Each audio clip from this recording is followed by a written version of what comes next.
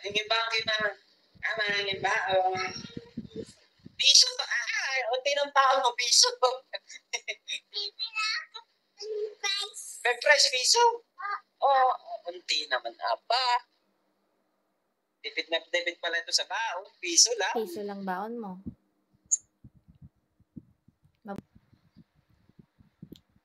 Yay! Ganda! Ganda naman. Excited ka man. Nalagay ko na doon. Excited lagi. Excited ka doon doon. Ano yung kitinda na? Ako din. Ay, mama, yan, di ba? Magbibilis pa ako, Ano, excited na naman. Ako ba? Ha? Patingin nga, bebe.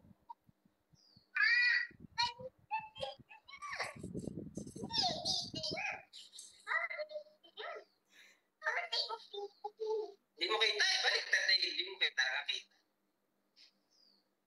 Ganda. Unang araw ng pasok ni Ella po, ayan nga at umuupo pa ngayon. Pero maya-maya ay mag-iinit na ang puwet niya. Gusto nang maglakad at maglaro sa loob ng paaralan. Bali, pinasok na nga namin sa school kaysa nga nasa bahay lang, mag-isa palagi. Tapos, gusto niya na rin, excited na rin yan pumasok. Nung bumibili nga sila ng gamit, kasama yung kapatid niya, at saka si Papa Alden, ay talagang excited na. Tapos, ang aga-aga doon magising, naliligo na agad, alas 8 pa ang pasok. Pag alis nga nung ate niya, saka nung kapatid niya, papasok sa school, gusto na rin sumabay, siya ay 8 pa, yung mga kapatid niya, 7 o'clock ang pasok.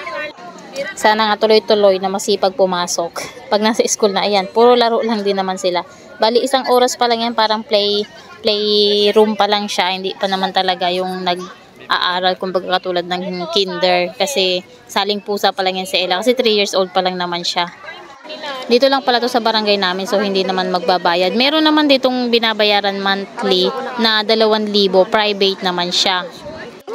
Ayaw ni Papa Alden at baka daw umayaw, sayang daw ng ibabayad. So dito na lang muna sa center sa barangay namin kasi libre lang ito, guys. Nagulat nga ako nung pinakaunang araw nila kasi pinapasulat na agad sila ng guhit-guhit sa papel. Sabi ko ayaw sumunod ni Ella, ayaw magsulat. Ayaw niya pa kahit anong gawin sa loob ng school kung hindi yung paglalaro lang at saka kainin yung kanyang baon. Pero at least, diba, ayan, nababawas-bawasan yung kanyang screen time. Laging nakatutok, nanonood. So ngayon, magiging busy na siya sa pagpasok sa school kahit 2 oras lang. Mag-general cleaning nga tayo dito sa banyo dahil wala ang ating mga amo ay mag-isa lang tayo ay naisipan kong magsipag-sipagan.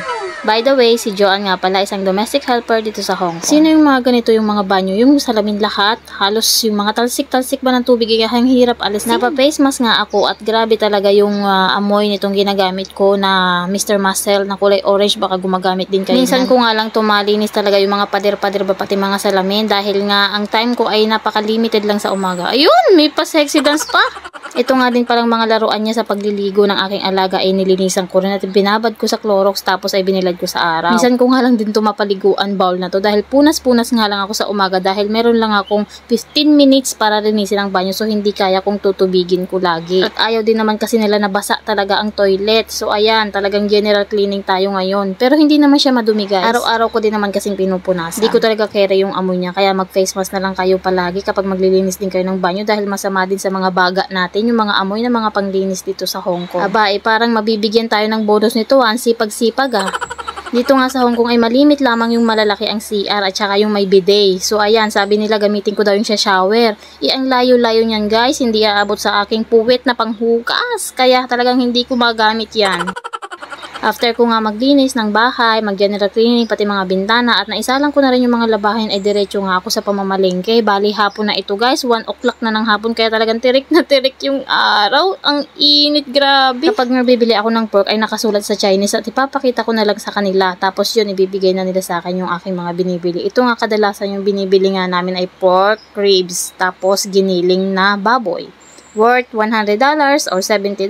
Sila na bahala, lilista na lang. After nga natin sa pork shop, dito naman tayo sa fish. Ayan, sa wet market nila. Mga buhay daw ang bilhin. Ganyan minsan ng mga amo. mga buhay. Kapag hindi nagtitipid, medyo mahal syempre kasi buhay yung bibilhin natin. Pero meron din naman ditong mga patay na. Ayan, medyo mura na siya. Minsan nga ay sinasabi ng mga amo na, oh, dito ka bumili. Yan lang, dyan ka lang bumili. So, meron din silang mga suki-suki kung baga. Tapos, pag bibili naman ng isda, isasend lang nila yung picture, tapos sasabihin nila kung magkanong presyo. Halimbawa, $70, worth $50, ganon. Pagdating nga dito sa gulay, ay ako ang magde-decide. Kaya, sobrang sakit ng ulo ko dito, guys. Alam nyo, inabot yata ako na 30 minutes kakaisip kung ano na naman ang papakain ko sa mga to na gulay dahil paulit-ulit lang. Alam mo yun, i-message ka lang na 4 na types ng gulay ang bilhin mo. Broccoli na naman. Diyos ko po, kaka-broccoli lang. Talong, hindi naman sila kumakain. Repolyo, hindi rin. Patli lalo na yung bata. Nakailang shop nga ako dyan na pinuntahan dahil hindi ko alam kung anong bibilhin ko na gulay. Pawis na si Inday. Ayan nga, naisipan ko nga, ito na lang. Ewan ko kung anong tawag dyan. Tapos napansin ko rin itong kakaibang kalabasa ba yan? Ang cute-cute niya. Ano ba to? Kalabasa ba? Or what? Ang cute ng design. At least, natapos na tayo. So, tara, umuwi na. Dahil, may darating palang order. Nakalimutan ko. Tumawag na nga yung amo ko, kaya pandalas na ako ng uwi. Buti na lang naabutan ko dahil 2:30 pala dadating yung order. Kung sa atin sa Pilipinas ay Shopee o Lazada. Ganon, meron din dito. Mahilig nga din sila sa mga ganon tinatawag na SKTV Mall. Doon din in-order ni amo yung mga sabon, oil, mga ganan, yung mga condiments, siya palagay sa rep. Hindi ko na yan pinapalengke, guys. At ito na itsura natin pag uwi. Yung mga sinampay ko nag-aantay na din na makuha dahil 3:00 na ng hapon. Yung pawis ko talaga, grabe, basang-basa ang damit ko. Buti na lang may space pa dito sa basket ko dahil yung order ni amo marami din pala. Yan, punong-puno nga yung basket natin. Kapag ganito nga na lumalabas tayo tapos panakbo pa ako ng panakbo, kaya talagang parang pwede nang tigaan yung damit ko. So, magpalit muna tayo bago ulit tayo magtrabaho. Pag bumibili nga pala ako ng pork at saka itong pork ribs or minced pork ay binubukod-bukod ko na yun sa plastic para pag magluluto ako, kukuha na lang ako ng isa-isa. So, mas madali siyang i-separate, diba? Tapos lahat yan ilalagay ko lang sa freezer.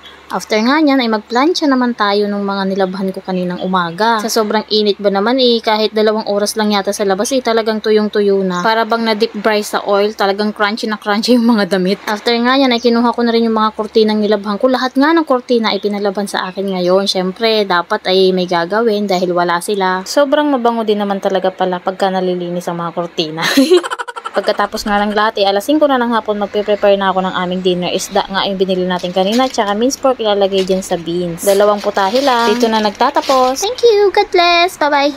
Magkano ang bonus kapag Christmas dyan sa Hong Kong? Hindi siya, guys, compulsory or mandatory. For my experience, nagbibigay sila sa akin ng regalo kapag Christmas. Halimbawa, nung nakaraan, binigyan nila ako ng shoes. Branded na shoes, ganon. Pero yung iba daw ay cash. So ito yung reaction ko kahapon na linggo nangyari sa Central na nadatna namin na maraming tao dun sa may side na yun, ng gilid ng Worldwide, and may mga police na rin, security guard.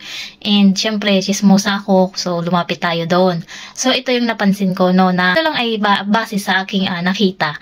So tayo, guys, ito kasi daw si Pinay ay napagkamalan na parang, alam mo yon, sa unahan niya is chikwa na matanda na. Nasa likod siya. Ngayon, siguro, nagalaw yung bag niya ng kaunti. Hindi natin alam kung sino ang nakagalaw. Yung katabi niya ba? Kasi may katabi siya na may mga kasama din siya na bata, na asawa. Tapos yung parang manugang ba? Tapos, dito naman si Pinay sa likod. So, nasa unahan yung matanda. Siguro, nagalaw yung kaunti yung bag. And then, pag akyat daw nila doon is hinabol na itong si Pinay. And then, pinagduduro na. Tapos yun, syempre, Chinese yun. Hindi naman maintindihan yung salita.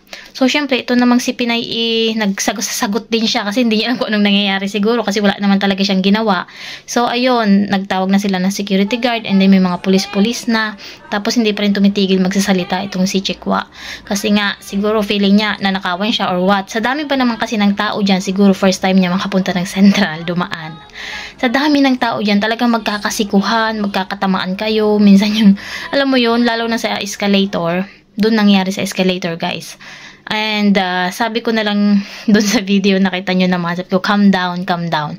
Kasi kung papainitin mo yung ulo mo sa mga ganitong sitwasyon, wala namang mapapala, diba? Lalo lang lalala. So, in case na mangyari man sa atin or sa inyo na mga nanonood dyan, pwede nyo sigurong sabihin na, what's the problem, ma'am? I did nothing. I did not do anything wrong like that. So, let's talk. Let's talk, anong tawag dito? Paano ba i-English yun? Mag-usap tayo ng maayos, yan. So, let's clear all the things. May camera naman dyan. Sabihin mo, there's a CCTV, we can check. I did not do anything wrong. Calm down lang. And kahit pa, ang hirap, siguro mahirap na maging calm down kapag ganyan ang nangyayari. Pero try natin. Try natin na maging calm down lang tayo. Although, wala naman talaga tayong ginawang masama. Pero ayun, hinabol daw yung babae, tapos parang kinukuha na yung bag niya. Ganun. Kung in case na ganun ang nangyari, sige, bigay mo. Eh, may CCTV naman, 'di ba? So ikaw yung tumawag ng pulis kasi sabihin mo kinukuha yung bag mo, 'di ba? So ganun na lang siguro next time. So simpleng bagay lang naman, pero kung masyadong nagkainitan palalo, siguro mas worst, 'di ba? Kung nagkasakitan pa or what. So pang ganyang sitwasyon, i-calm down lang tayo. Kung wala naman tayong ginawang masama, calm down lang, explain ng maayos, ganun, para hindi na umabot pa sa tawag ng parak. So yung mga parak na istorbo.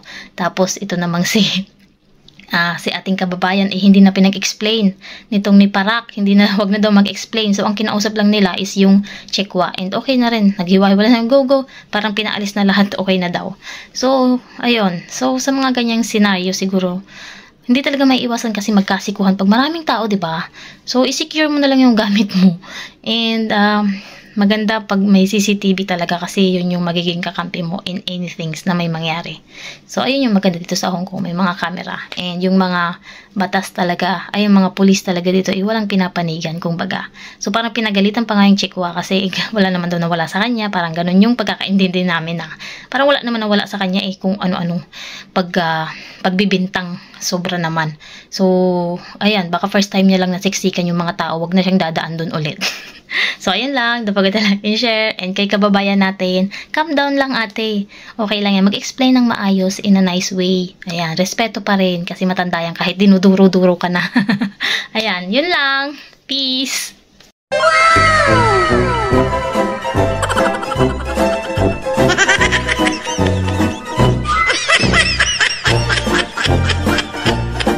Oh, sino ka dyan? Sino ka sa dalawa?